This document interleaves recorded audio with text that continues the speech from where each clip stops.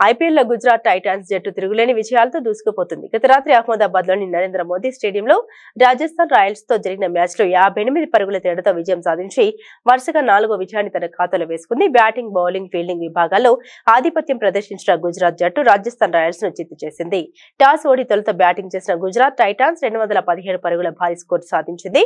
అనంతరం 218 పరుగుల భారీ లక్ష్యంతో బరిలోకి దిగిన రాజస్థాన్ రాయల్స్ మరో 4 బంతులు మిగిలి ఉండగానే 159 పరుగులకు ఆలౌట్ అయింది. కెప్టెన్ సంజు శాంసన్ 41 పరుగులు, రియాన్ పరాగ్ 26 పరుగులు చేశారు. చివర్లో షిమ్రాన్ హెట్మేయర్ బ్యాట్ తో భయపెట్టినప్పటికీ జట్టుకు విజయాన్ని మాత్రం అందించలేకపోయారు. 32 బంతుల్లో 4 ఫోర్లు, 3 సిక్సర్లతో హెట్మేయర్ 52 పరుగులు చేశారు. జట్టులో 8 మంది ఆటగాళ్లు సింగిల్ డిజిట్ కే పరిమితమయ్యారు. రాజస్థాన్ కి ఇది 3వ పరాజయం.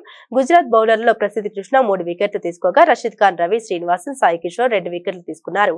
అంతకుముందు టాస్ ఓడి తొలుత బ్యాటింగ్ చేసిన గుజరాత్ టైటాన్స్ సాయి సుదర్శన్ బాదుడుతో 6 వికెట్ల నష్టానికి 217 పరుగుల భారీ స్కోర్ సాధించింది. సుదర్శన్ తన సూపర్ ఫామ్ ను కొనసాగిస్తూ మరోమారు చెలరేగిపోయారు. 53 బంతుల్లో 8 ఫోర్లు, 3 సిక్సర్లతో 82 పరుగులు చేశాడు.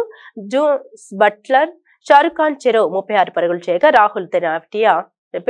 రాహుల్ తెవాటియా 24 పరుగులు చేశారు. రాజస్థాన్ బౌలర్లలో తుషార్ దేశ్ పాండే, తీక్షణ చెరో 2 వికెట్లు తీసుకున్నారు. సాయి సుదర్శన్ కు player of the match award లభించింది. ఇప్పటి వరకు 5 మ్యాచ్లు ఆడిన గుజరాత్ 4 విజయాలు, 8 పాయింట్లతో అగ్రస్థానంలో కొనసాగుతుంది. ఓడిన రాజస్థాన్ 5 మ్యాచ్ల్లో 2 విజయాలు, 4 పాయింట్లతో 7వ స్థానంలో ఉంది. ఐపీఎల్ లో నేడు ఆర్సీబీ, ఢిల్లీ క్యాపిటల్స్ తలపడతాయి.